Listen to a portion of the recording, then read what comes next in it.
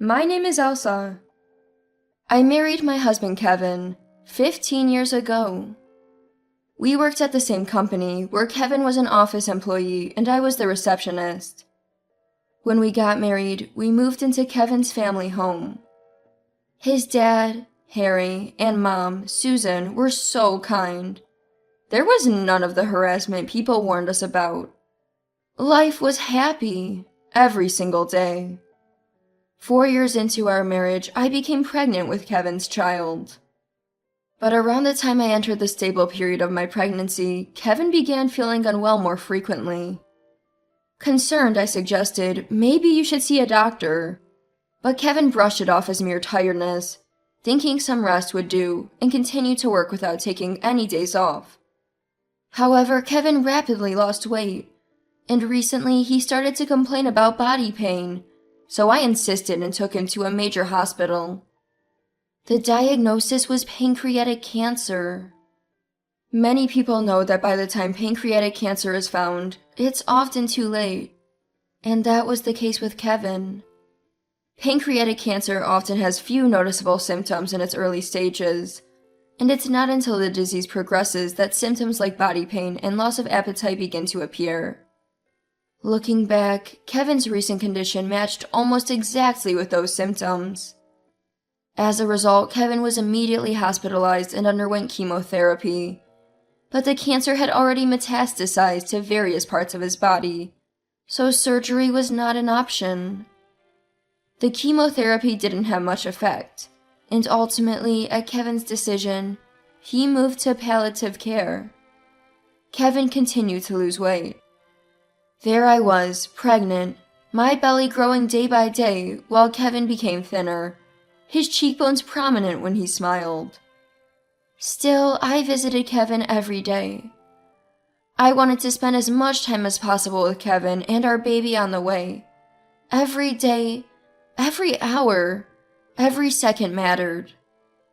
Then, a few months later, our son was born without complications.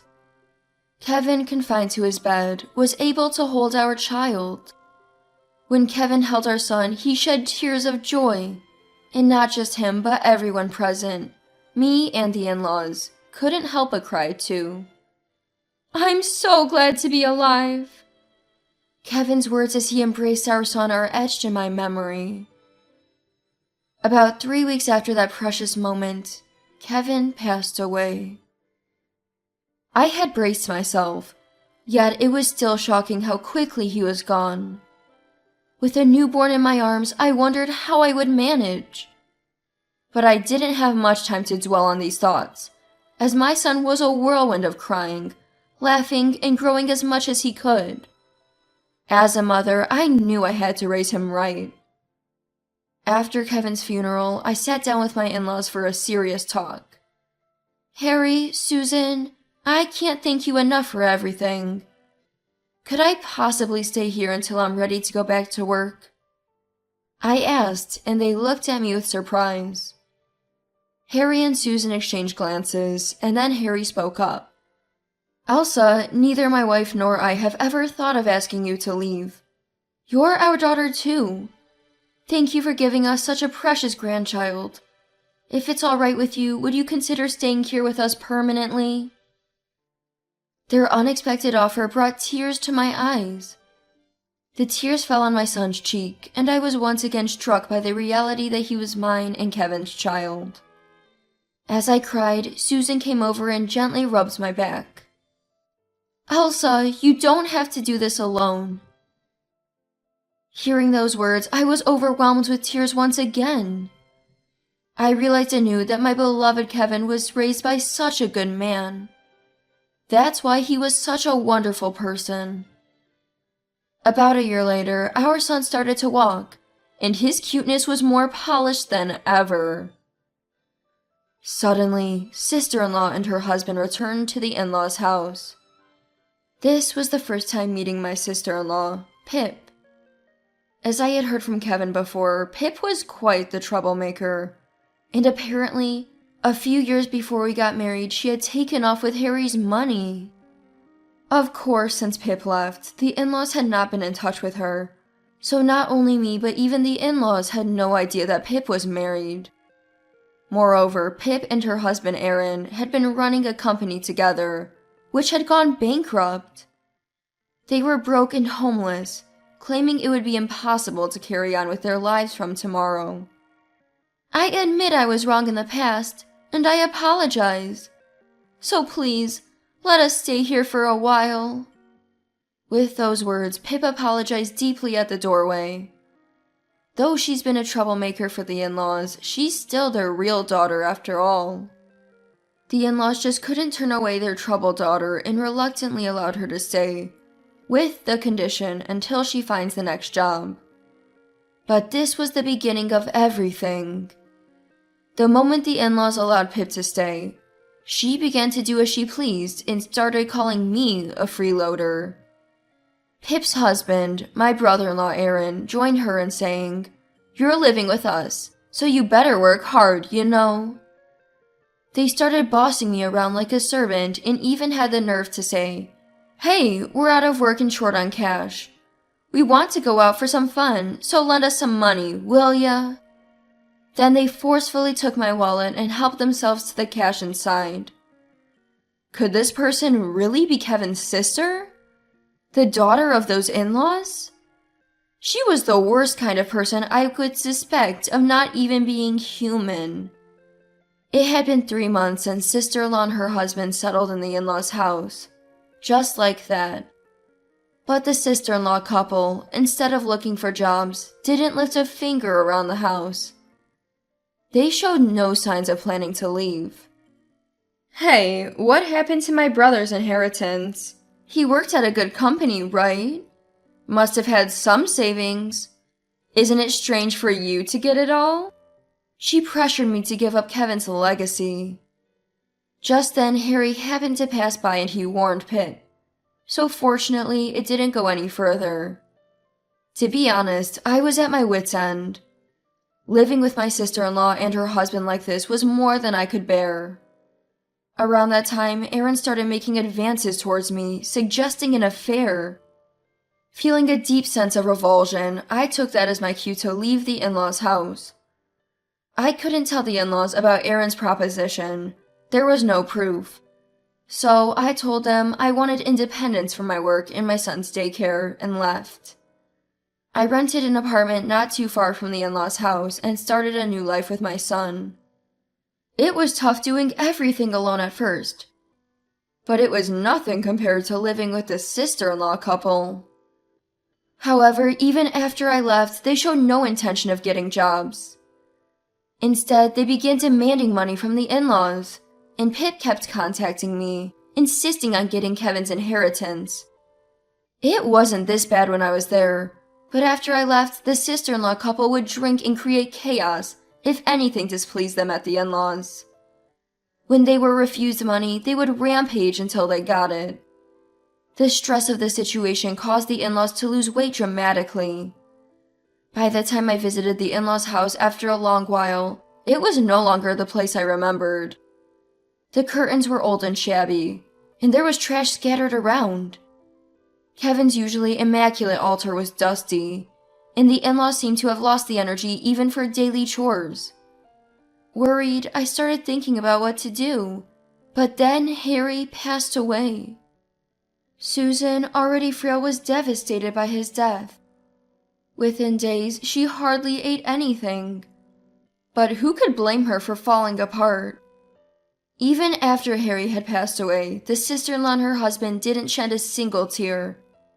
Instead, they persistently pressed Susan, asking, "What about Dad's inheritance? How much do we get?" Despite grieving over the recent loss of her beloved Kevin, anyone would be overwhelmed if suddenly hit with money issues, Susan included. As I noticed Susan becoming increasingly gaunt each day, my concern led me to take her to the hospital, where she was promptly admitted for malnutrition. I then hurried back to the in-laws' house, packed a bag with everything Susan had asked for, and delivered it to her at the hospital. Susan ended up being hospitalized for about 2 weeks, and during that time, not once did her daughter and her daughter's husband visit. In fact, about a week into Susan's hospital stay, when I went to get some of her clothes from the in-laws' house, I found Pip and the others merrily packing up. "Oh, Elsa, we're gonna be away for about a month, so take care of our place, will ya?" Pip said with a laugh. "Where are you going for a whole month? Susan's in the hospital." "We're off to Hawaii. Got our hands on Dad's inheritance and sold some stuff from this house, too," Pip replied, hopping around excitedly with Erin. Pip had been eyeing the valuables in the in-laws' house for a while and seized the opportunity of Susan's hospitalization to sell them off at a pawn shop. With the money from the sales and Harry's inheritance, they planned a lavish trip to Hawaii. I urged them to visit Susan, but they didn't listen and left for Hawaii with high spirits. When I returned to the hospital and told Susan, her reaction was unexpectedly enthusiastic. I had braced myself for her anger at the unauthorized sale of her family's possessions, but Susan's eyes sparkled as she exclaimed, "The time has finally come." She was actually excited. Turns out, Susan had been considering selling the house for some time. She revealed that even when Harry was alive, there had been talks of selling the house. If this continues, the sister-in-law and her husband will end up taking over my in-laws' house. My mother-in-law, with that in mind, began to gradually pack up their belongings and consult with real estate agents. Then, when Harry passed away, Susan was convinced that she had reached her limit.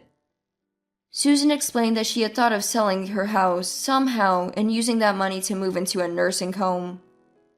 Upon hearing this, I contacted the real estate agent on behalf of Susan, arranged the sale, and completed the process without a hitch. I couldn't bear the thought of leaving Susan alone in a facility, so I offered, "Susan, would you like to live with us?" She was overjoyed by the suggestion and agreed to move in with my son and me after her discharge. To avoid tipping off my sister-in-law and her husband, we moved as soon as Susan was out of the hospital. Susan covered the moving expenses and apartment deposit with the money she got from selling her family home. She even managed our finances until I could find a new job. With Susan looking after my son, I was able to focus on my job search. Sometime later, my clueless sister-in-law and her husband returned from abroad. They expected to enter my in-laws' house as if nothing had changed, only to find it sold and the keys useless. They tried their keys to no avail. They bombarded us with incessant calls, but Susan and I ignored them. Later on, I heard that they contacted all the relatives trying to find Susan and my whereabouts, but we had only shared the circumstances with the relatives and kept our new address to ourselves. So, no matter how much Pip and her husband snooped around, they would never find where we were. Eventually, the couple tried to force their way into my in-laws' house by breaking a window. They were caught by a real estate agent who happened to visit and got arrested for property damage.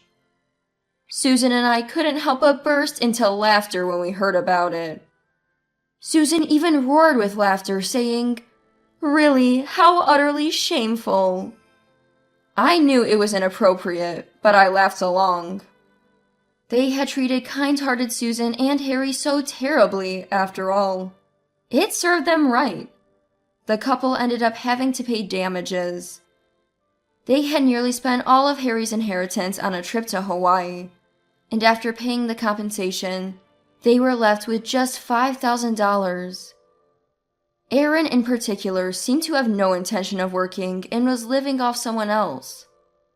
Turns out he was in debt and started facing daily harassment from debt collectors. Despite Erin being the one in debt, it's Pip who's working herself to the bone. It's almost as if Pip's under some spell, the way she's constantly bending over backward for Erin, working nonstop to support him and even paying off his debts. At times, Pip has reached out to relatives for financial help, but they've all turned her away after hearing the full story from Susan and me. Left with no one to borrow from, Pip's days are filled with nothing but work, from dawn till dusk. Meanwhile, Susan and I are living peaceful and happy lives every day. My son is getting better at talking and has even started kindergarten, which seems to have brought even more expression to his face. I'm so grateful to Kevin for leaving us with such a wonderful son, and to Susan, who's still here watching him grow with me. I owe so much to Kevin, to my in-laws, who have cherished me all these years. I could never forget their kindness. While Susan is still hale and hearty, I want us to travel places together, to create a multitude of memories to give back as much as I can. I'm sure Kevin and Harry would want nothing more than to see Susan, our son, and me spending our days with smiles and happiness.